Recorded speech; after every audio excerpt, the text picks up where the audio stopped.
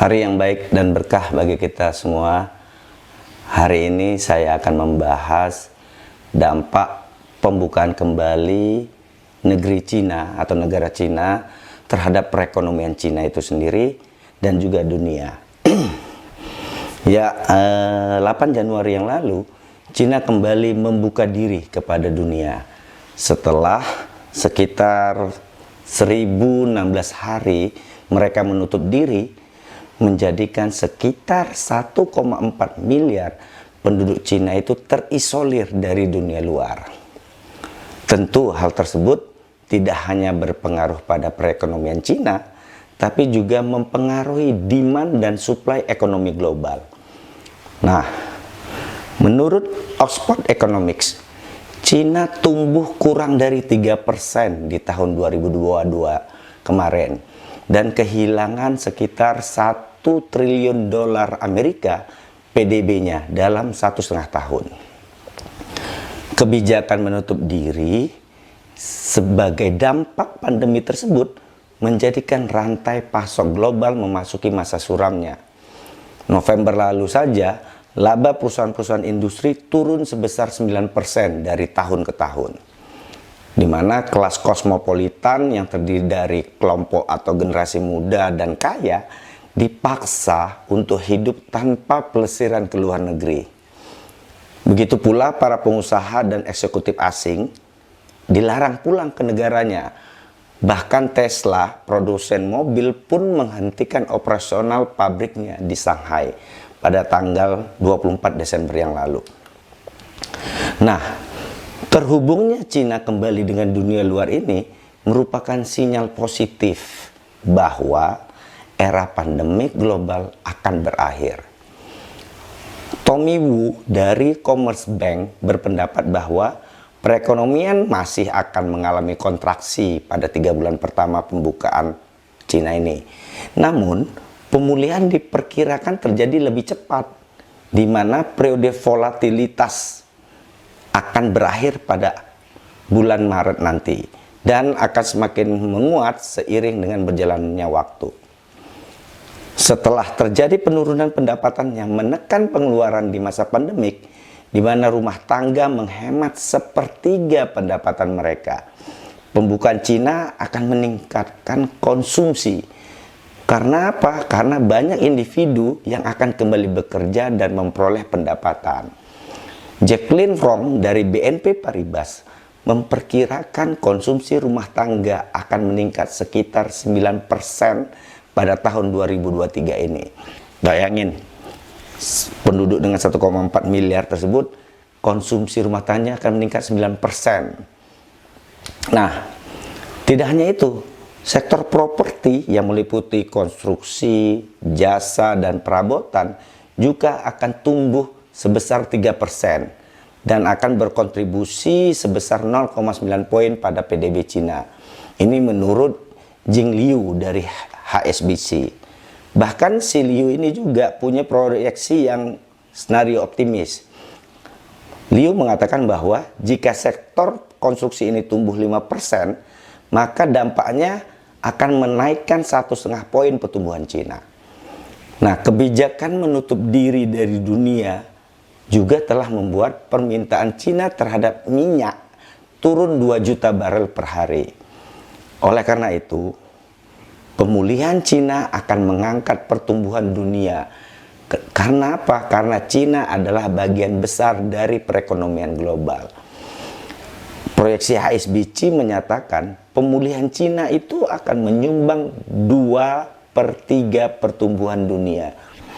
Jadi, karena selama ini Cina menutup diri, itu permintaan Cina terhadap minyak itu turun 2 juta barel per hari. Sehingga kalau dia kembali membuka diri, maka dia akan mendorong pertumbuhan di ekonomi global. Yang kata CSBC tadi, sumbangannya kepada dunia itu 2/3-nya itu dari Cina. Tapi itu kan sisi positifnya.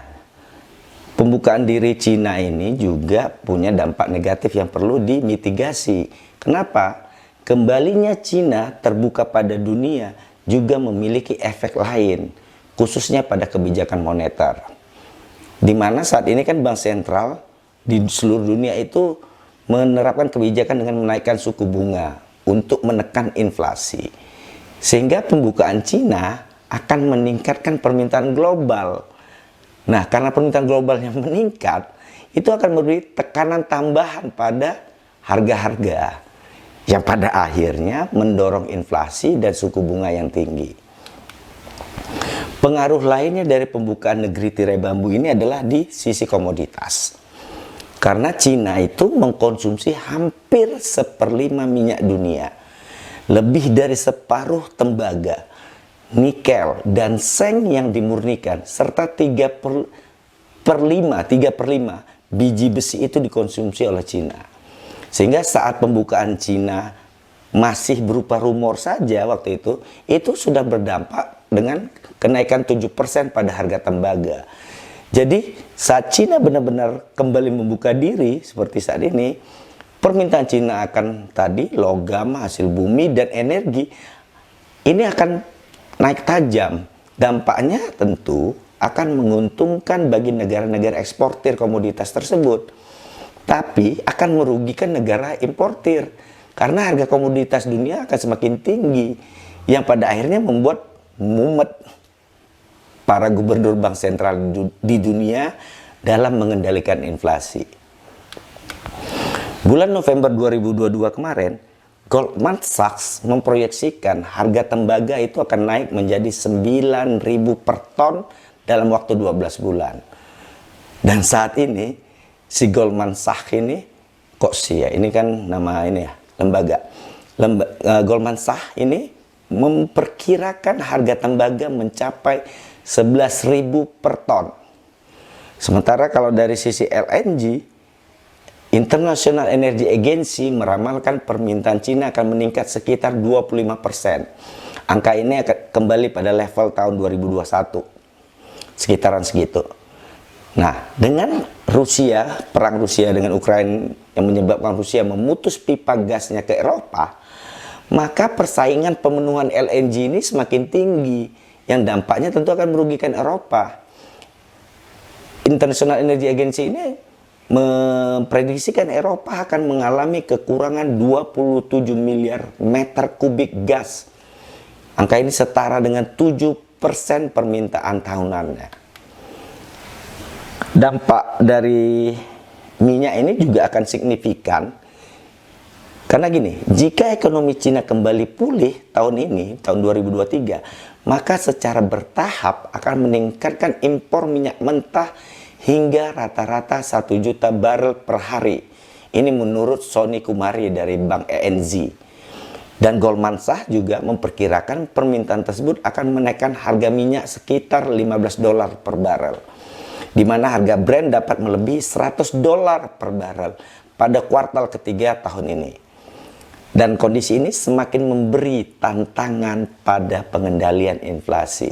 Karena kalau udah minyak dunia naik itu harga-harga mengikuti. Karena minyak masih merupakan input utama dalam berbagai proses produksi berbagai jenis barang dan jasa.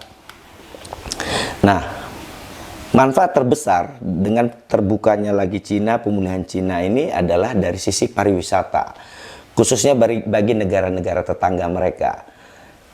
Arup Raha dari Oxford Economics mencatat Hong Kong yang akan menjadi penikmat terbesarnya, yaitu akan berdampak pada kenaikan 8% PDB dari sektor pariwisatanya. Sementara kalau menurut Goldman Sachs, Thailand juga akan ikut menikmati, yaitu sebesar 3%. Nah, pertanyaannya kan bagaimana Indonesia merespon isu atau pembukaan kembali negeri tirai bambu ini?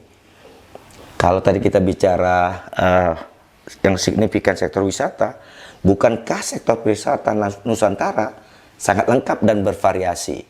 Dari pariwisata alam, pegunungan dan pantai, wisata budaya, serta wisata kuliner. Dan mungkin wisata sejarah juga termasuk. Indonesia sangat kaya dengan potensi-potensi wisata tersebut. Nah, Pembukaan kembali Cina ini juga dapat menjadi berkah sebenarnya bagi Indonesia sebagai pemasok komoditas yang dibutuhkan oleh 1,4 miliar penduduk Cina tadi. Kenapa? Indonesia penghasil berbagai komoditas. Nah, dengan memanfaatkan sektor wisata dan komoditas, maka tekanan terhadap inflasi dari pembukaan negeri Cina itu dapat dinetralisir, bahkan menyumbang pertumbuhan ekonomi secara positif bagi Indonesia. Memang benar tadi seperti saya sampaikan di awal, pembukaan Cina ini akan berdampak pada tantangan dalam kita mengendalikan inflasi. Tapi kalau kita mampu memanfaatkan sisi pariwisata dan komoditas yang kita miliki untuk memenuhi demand-nya penduduk Cina, maka kita dapat manfaatnya, berkahnya dari dua hal ini, yaitu sektor pariwisata dan komoditas.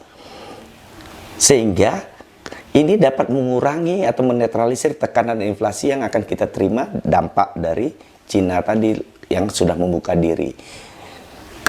Syukur-syukur malah menurut saya kalau kita pariwisatanya bisa digarap lebih baik, komoditasnya kita lebih menguntungkan, justru pembukaan Cina ini berdampak positif secara agregat ya, berdampak positif terhadap pertumbuhan ekonomi di Indonesia. Sehingga apakah pembukaan Cina akan menjadi berkah atau musibah bagi Indonesia sangat bergantung bagaimana kita memanfaatkan peluang ini. Sampai jumpa pada episode berikutnya.